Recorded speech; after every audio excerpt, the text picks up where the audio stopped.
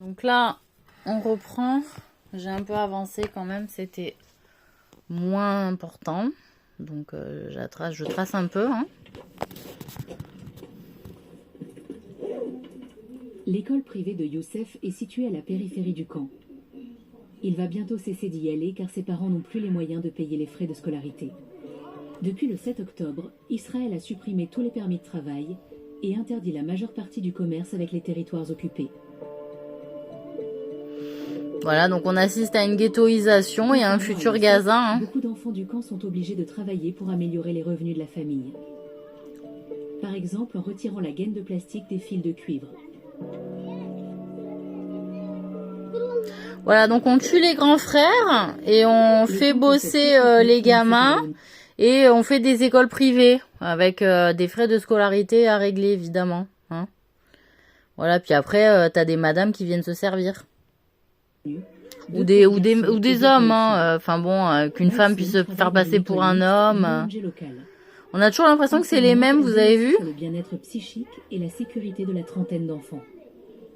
On a fait beaucoup d'exercices et d'entraînements pour être prêt à réagir en cas d'attaque de drone, d'invasion ou d'urgence. D'abord, on s'isole dans une pièce. Donc voilà, si vous voulez, en coloriant en même temps que l'enfant, hein, en dessinant avec, c'est un moyen aussi pour les femmes qui entourent les enfants dans les institutions scolaires d'apprendre à se mettre en tuba avec le garçon visé. D'accord ? Forcément, elles ont l'habitude, elles savent y faire. Il suffit, on va revoir la scène, il suffit d'un peu de coloriage fait en même temps. Tiens, on va faire un truc, c'est bon enfant, gna gna. Mais en même temps, elle se met en tuba. Voyez ? Agir en cas d'attaque de drone, d'invasion. C'est vite fait. Pour elle, hein, moi je sais pas le faire, mais tout le monde sait le faire, sauf moi. Je suis la seule couillonne de la lune. On rit avec eux. Éventuellement, on chante et on tape dans ses mains. Ah ben là, on dirait, je sais pas, on dirait qu'est-ce que c'est que ça? Une succube mélangée à une Satie, mélangée à une reine Alexandra, mélangée à une Marion, mélangée à une je sais pas quoi. Ah ça fait peur quoi. Hors de contrôle. Ah mais elles ont des crocs. Maïsoun et ses collègues notent que malgré la violence ambiante, beaucoup d'enfants semblent calmes. Mais ils sont profondément traumatisés.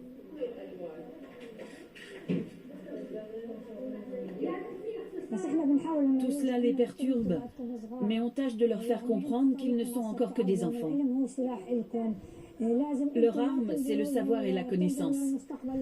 Ils doivent se projeter dans l'avenir et réfléchir à ce qu'ils veulent faire de leur vie. Les filles ont plus de volonté que les garçons. Elles veulent devenir enseignantes ou médecins.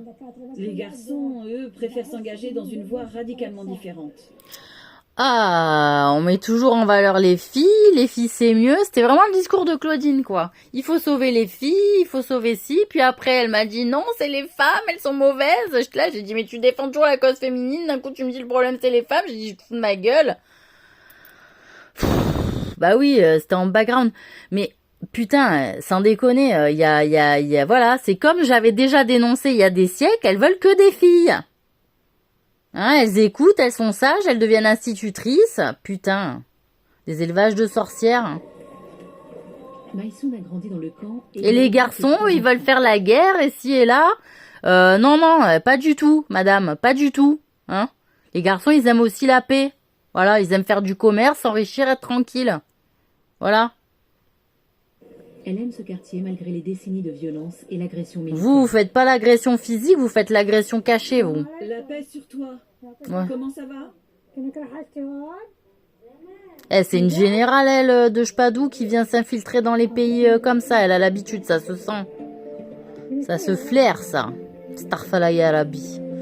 Ça vient toujours chercher les loups, les dragons, ça vient les buter. Elle reconnaît souvent les visages adultes des enfants qu'elle a eus en classe. Aujourd'hui, je la sens pas. Sont en formation. Bah Mickey, américain. On va parler des traumatismes et de la façon de les aborder. Yanis est psychologue à Médecins sans frontières. L'association ouais, moi je vais vous dire comment on met fin au traumatisme. C'est que le bordel il s'arrête, qu'il y ait une fin. Hein, voilà, FIN. est gratuit aux ONG locales. Entre 8 et 18 ans, les problèmes psychiques Il y a que des femmes? à travers des symptômes très différents. Eh ben oui, les hommes, ça s'intéresse pas au côté psychologique, c'est spécialement les femmes, madame. On dirait Marion, regardez. Regardez, regardez, Emma. Emma, encore Emma. Une Gianne ou une je sais pas quoi à côté. Enfin, c'est toujours les mêmes. Elles volent de groupe en groupe. Elles prennent la dégaine des pays. Mais c'est hallucinant, quoi. Hallucinant. Les plus J'en peux jeunes plus. ont tendance à régresser dans leur développement. Regardez comme elle a une mauvaise. Au début ou au milieu de l'adolescence, s'éloignent ou se détachent de leur famille. Non, mais toujours les mêmes physiques, là. Le regard On note un engourdissement émotionnel. C'est et quoi beaucoup ce de groupe hein, de meufs, là? On ne parle pas de troubles de stress post-traumatique parce qu'il n'y a pas de post. La violence ne s'arrête jamais, en fait. Voilà. Exactement. Il n'y a pas de poste parce que ça s'arrête pas. Voilà. Et ça, les femmes, elles s'en foutent. Elles s'en foutent, elles maintiennent comme ça. Elles maintiennent comme ça. Voilà. Parce que Thatcher, elle est toujours pas décédée, en fait, aussi. La main de fer, je sais pas où elle est. Putain, je vais la trouver. Inch'Allah. Les drones volent plus bas que d'habitude. On ignore quand et d'où surgira le prochain raid. Les combattants de la résistance palestinienne... Bah, ça fait des raids pour affaiblir la jeunesse, hein. Et interdisent à quiconque d'entrer... Et la force, c'est la jeunesse. Vous avez vu qu'à notre époque, les rois, ils deviennent rois à 15 ans? Donc, tu tues les gamins de 15 ans, il n'y a plus de droit chez eux. C'est pas vrai? Chez nous, ils ont le droit, la loi, elle a pas été élevée, qu'on pouvait devenir roi à 15 ans. C'est pour ça qu'à 15 ans, ils commençaient à me casser les couilles, tous. D'un cran. Foutez de ma gueule ou pas? Je voudrais fermer le cercle. Viens là. Il veut pas lui donner la main. Zahar reprend son travail de psychologue. Voilà, on fait des trucs de sorcière avec des chants qu'on fait à la maternelle, avec des gestes, avec des trucs. Tout ça, je l'ai déjà dénoncé. Hein? Sous couvert de jeux d'enfants, de comptines, de conneries comme ça. C'est pas un travail de psychologue, ça, madame. Vous foutez de ma gueule. Mais je me vois mal abandonner les enfants. Ah ben, je me vois mal abandonner une manne financière certaine, j'en suis sûre.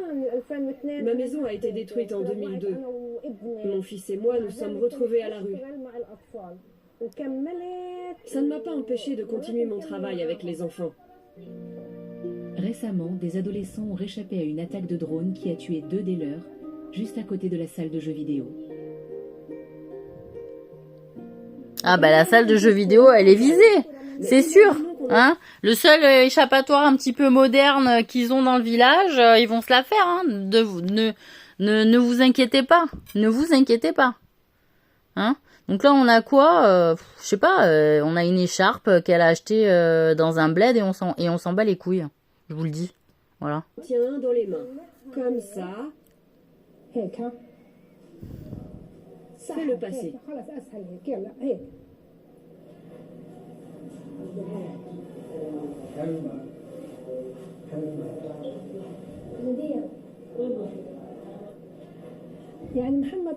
Donc ça c'est le genre de truc qu'on peut faire en théâtre, hein, c'est des exercices qu'on peut faire en théâtre, pas forcément en psychologie, bon. Après, ce qu'il y a, c'est qu'elles ont infiltré tellement tous les réseaux que ça a fait des mises, que ça a fait des trucs. Qu'on puisse trouver ça débile, je l'entends. Ça peut faire du bien aussi des ateliers de groupe comme ça où on rappelle aussi l'affection, le lien entre les gens, etc. Mais c'est aussi par la parole hein, qu'on lave les cerveaux. C'est pas en se faisant passer du vide, même si de temps en temps ça peut faire passer du bien, faire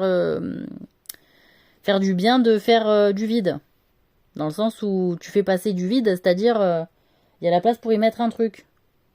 Après quoi, ça c'est l'inconscient de la personne qui met ce qu'il veut, quoi, voilà.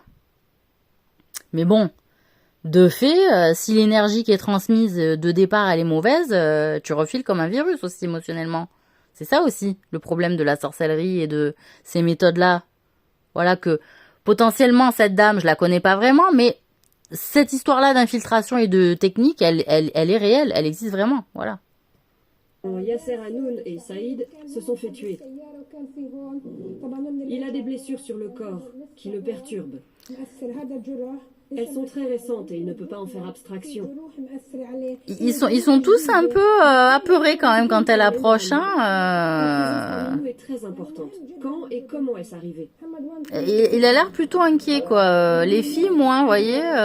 Et elle a l'air d'être une grande surveillante, plus âgée et qui se fait passer pour une jeune. Mais à midi, quand il a ouvert la salle, il était stressé. Il croyait qu'il était suivi par des drones. La situation ce jour-là était critique. Oui, j'avais peur. Les victimes collatérales de la frappe de drone étaient des adolescents de 6 Moi, je lui ans. ferai pas confiance à cette dame. Elle ne m'inspire pas la confiance du tout. Zahar cherche à aller de l'avant. Mais bon, hein, qu'est-ce que vous voulez que je vous dise?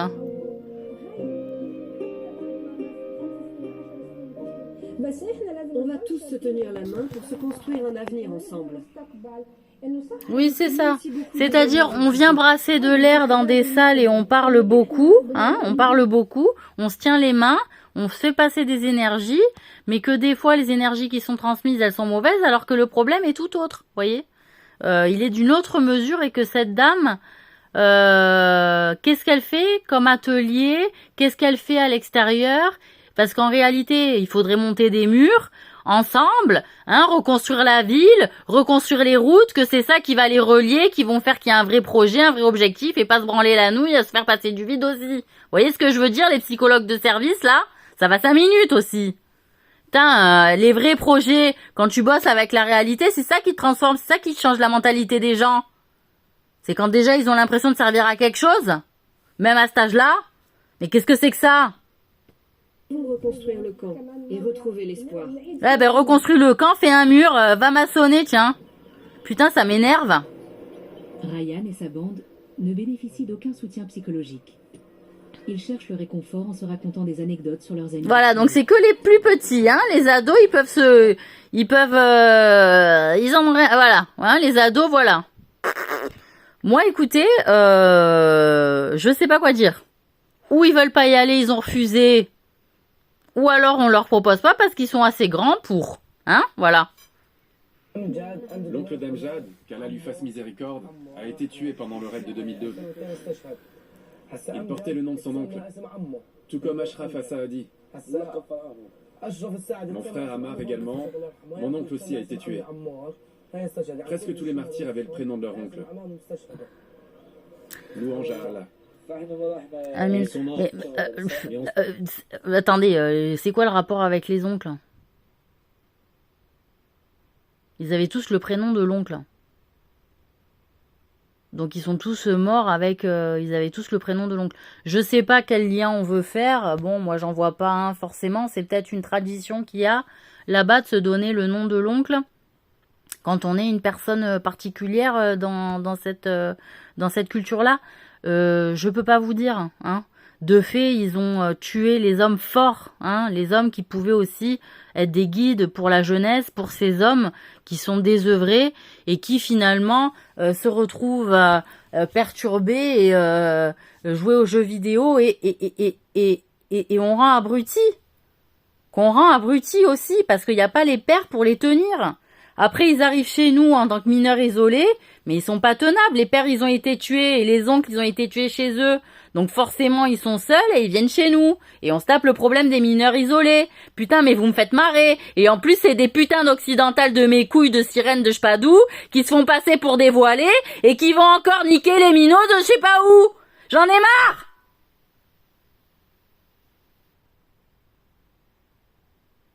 Voilà! Se vengera à la puissance 1000. Sans leurs fusils, ce sont des lâches. Ils sont forts simplement parce qu'ils ont des armes. Voilà. T'es pas armé. Eux, ils ont pas d'armes, il y a pas d'armée. Depuis le début, c'est comme ça. Hein? Depuis l'intifada. Donc moi, quand j'ai fait mon stage en journalisme, c'était, je sais plus, en 97 ou en 96, un truc... non, attends, je dis des conneries. C'était en 99. C'était l'intifada. Ils se battaient avec des cailloux, il n'y avait pas d'armée. Il n'y en avait pas. Voilà. Ils ont attaqué les gens en faisant des attentats parce que apparemment il n'y avait pas d'armée palestinienne pour défendre le pays. Parce qu'ils étaient en paix depuis des siècles, au final. C'est pas ça l'histoire? Donc l'autre, ils se sont construits une armée, tranquille. Ils viennent, ça déboule, et ça fait avec des chars contre rien. Putain, mais on l'a dénoncé déjà à l'époque. Ils avaient que de la pierre pour se défendre. S'il y avait une armée, donc forcément, s'il n'y a pas d'armée, ceux qui ont des armes, c'est des terroristes, ou c'est des brigades, ou c'est des groupes puscules armés. Il y avait peut-être pas d'armée en Palestine de base, parce qu'ils agressaient personne. Non? Merde!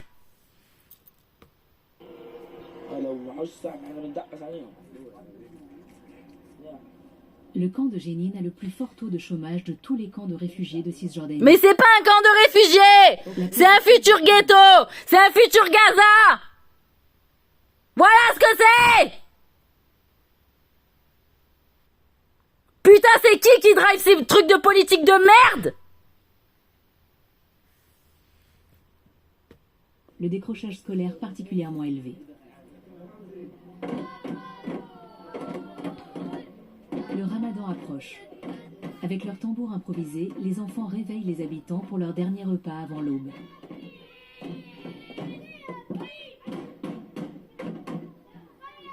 Alors pour information, pour le ramadan, puisque vous vous renseignez pas sur cette religion, les enfants à partir de 7 ans, ils ont le droit, s'ils veulent, de faire quelques journées de jeûne dans le mois pour s'habituer.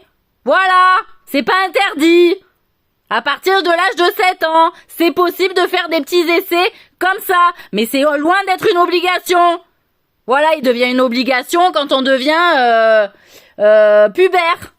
D'accord? Voilà! Youssef n'a pas école et passe ses journées avec son grand-père. Il reste le grand-père, qui peut rien faire, qui peut pas se battre, qui peut pas changer de corps, qui a pas de ci, qui a pas de là, que les autres, elles font leur business pour changer de corps alors qu'elles ont 108 ans, tu sais, et qu'elles se font passer pour des midinettes de 70 balais, ou des 60 ans, ou des 50 ans, ou des 20 ans, je m'en bats les couilles.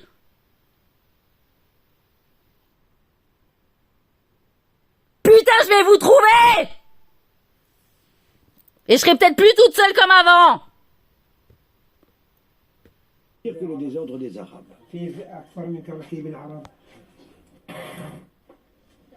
Il n'arrêtait pas de nous dire, bientôt vous rentrerez chez vous. Mais on n'est jamais rentré chez nous.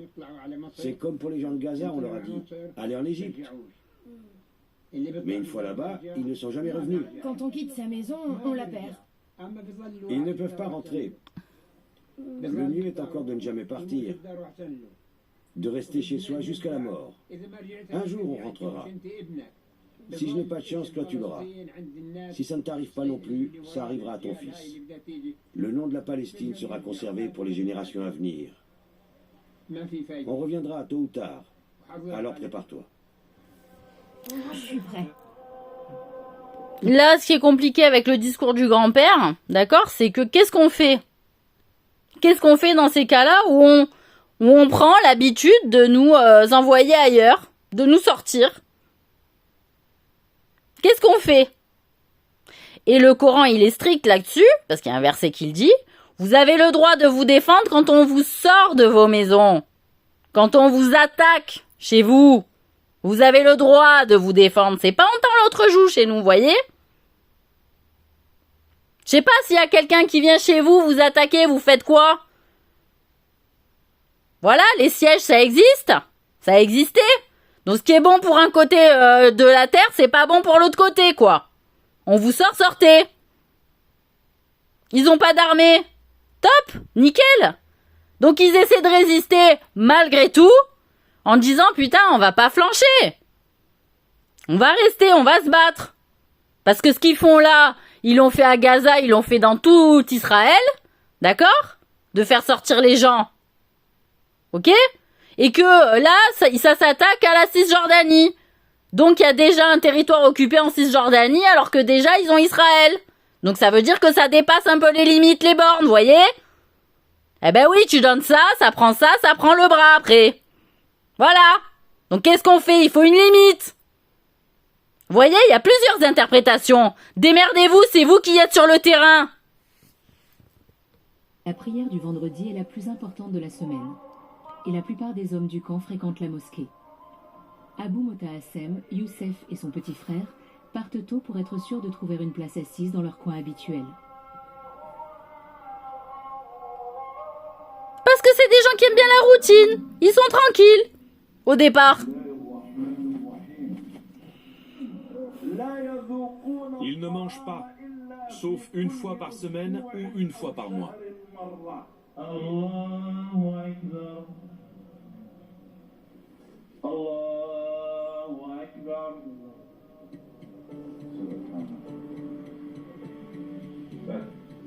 Pendant le ramadan, il est interdit de boire et de manger durant la journée.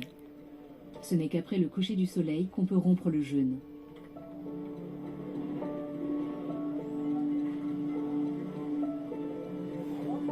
Tout le monde n'a pas les moyens de manger de la viande. Mais c'est le cas de la famille de Youssef.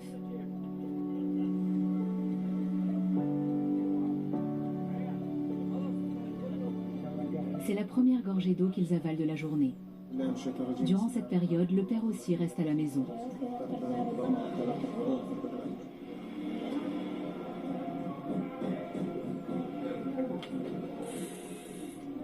Santé.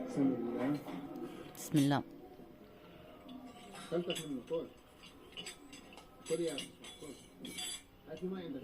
Dans le camp, si les attaques ont cessé, il n'y a pas de trêve officielle pour autant. Personne ne semble d'humeur à célébrer les festivités d'usage.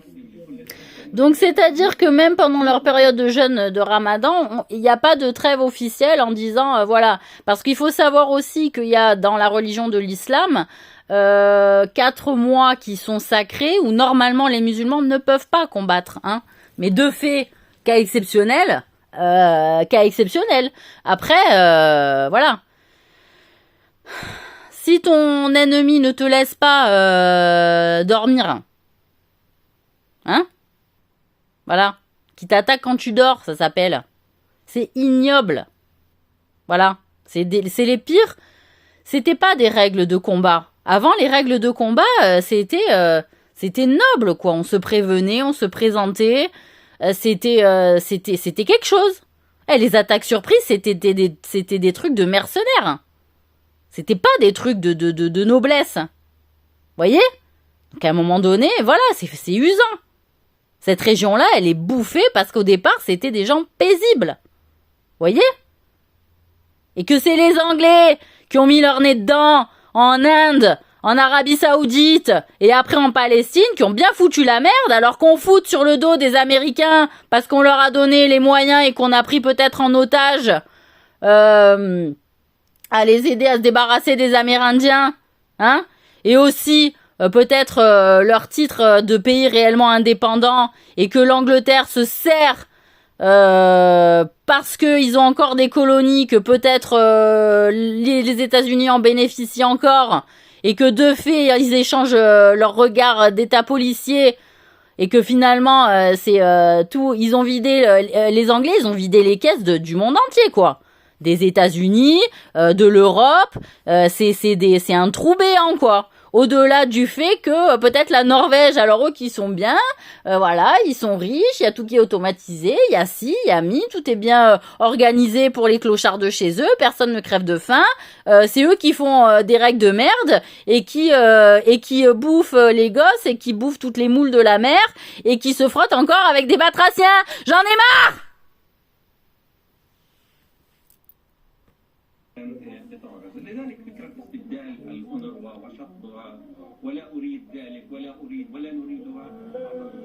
Les prières nocturnes sont des temps forts du Ramadan. Hommes et femmes prient séparément. Ça s'appelle les prières de Tarawih. Voilà. C'est ce qui se fait dans les 10 dernières nuits du Ramadan. Mais tu peux les faire pendant tout le Ramadan. Si tu veux, tu peux faire des prières surérogatoires la nuit pendant tout le Ramadan. Il n'y a pas un problème. Mais pour l'instant, mais les 10 dernières nuits, elles sont considérées comme très importantes. Voilà, les gens, ils se rassemblent énormément. Restent à la maison.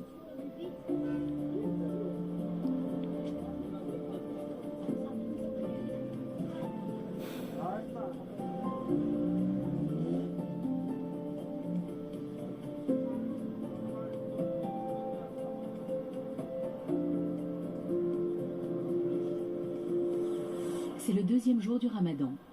Abou Motahassem et Youssef s'occupent de leur petit jardin à l'extérieur du camp.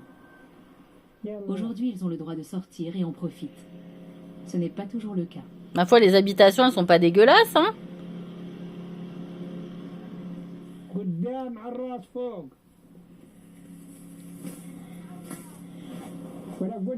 Tout droit là-bas, au-dessus du Bah, faut savoir qui c'est qui a droit d'y habiter. C'est toujours pareil dans ces régions-là. Ça me fait rire. Les Arabes, les vrais Juifs, ils étaient pas passés, tu sais. Et après, Israël, ils se défendent d'être un peuple juif martyrisé, alors que les vrais Juifs, ils suivent pas la vraie religion juive, et que les Sémites, ils étaient pas passés. Vos races. Il me raconte que c'était un beau pays où régnait la paix. Et après, on parle d'antisémitisme. Ouais. Je suis bien d'accord. Effectivement, il y a un gros antisémitisme. Des gens qui se font passer pour des juifs alors qu'ils s'en sont pas et qui sont les bourreaux des vrais juifs.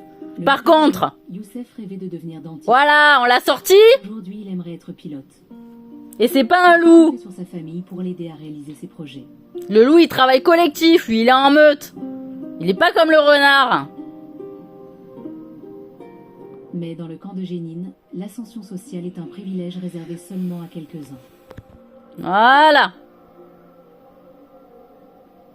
Eh ben, ce que tu peux plus faire en France, soi-disant, tu le fais ailleurs, ma race, quand t'as du pognon. Et sa sœur. Depuis la mort de son autre fils, sa mère ne met quasiment plus le nez dehors. Ryan a déjà abandonné sa scolarité. Il ne fait rien pour trouver du travail, pourtant à 13 ans, il devrait contribuer au revenu familial. Son père, lui, cumule les petits boulots mais gagne 3 fois rien. Bah ouais. Bah déjà, travailler dans un truc comme ça, c'est compliqué, hein. Ils ont attendu la tombée de la nuit pour parfaire la tombe. Eh ben, si tu interdis le commerce sur un territoire, excuse-moi, tu travailles de quoi? Ceux qui sont implantés par force et qui vont faire du pognon et qui vont donc rendre esclavagiser le village ou la ville, parce que ça sera que certains qui donneront du boulot. Ça sera pas, il y aura pas de concurrence. Du coup, il y en a qu'un seul qui décide. Donc on retombe dans le système de serf et de soi-disant seigneurs, quoi, voyez? Les Israéliens ont survolé le cimetière toute la journée à basse altitude.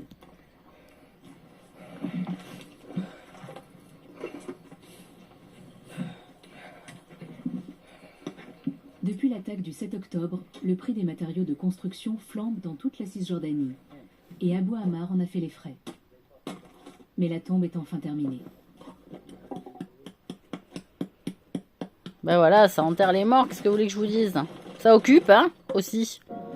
Voilà, le temps d'eux. Qu'on le respecte, peut-être?